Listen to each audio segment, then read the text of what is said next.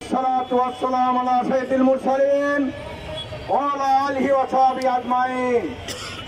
আজকের এই সমাবেশের সম্মানিত প্রধান অতিথি বাংলাদেশ জামাত ইসলামী ঝিনাইদহ জেলা শাখার সম্মানিত আমির, আগামী জাতীয় সংসদ নির্বাচনের ঝিনাইদহ হরিণাকুণ্ড ২ নম্বর আসনের জামাত মনোনীত এমপি প্রার্থী জনতা জনাব অধ্যাপক আলী আজম মোহাম্মদ আবু বকর, অন্যান্য নেতৃবৃন্দ, আমার সামনে উপবিষ্ট ঝিনাইদহবাসী, আসসালামু আলাইকুম ওয়া রাহমাতুল্লাহ।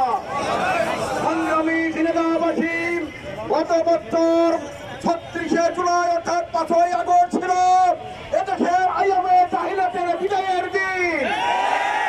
গত বছর ৫ই আগস্ট ছিল এদেশের ছাত্র জনতার আন্দোলনের বিজয়ের দিন। সম্মানিত ভাই সব, গত বছর ৫ই আগস্ট ছিল এদেশ থেকে স্বৈরাচার ফ্যাসিস্ট চিরতরে বিজয়ের দিন। সম্মানিত ভাই সব, ফ্যাসিস্ট বিজয় হয়েছে, কিন্তু বাংলাদেশের ভাগ্যের আকাশে এখন অনেক মেঘের ঘনঘটা দেখা যাচ্ছে।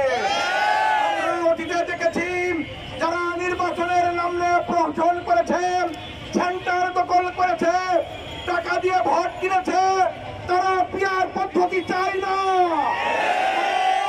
আগামী দিনে আবার সেন্টার দখল করে মস্তানের মাধ্যমে টাকা দিয়ে ভোট কিনে দেখে রাষ্ট্র ক্ষমতায় যেতে চায়। আমরা বলতে চাই, আগামীতে পিয়ার পদ্ধতি ছাড়া বাংলাদেশে কোনো নির্বাচন হবে না।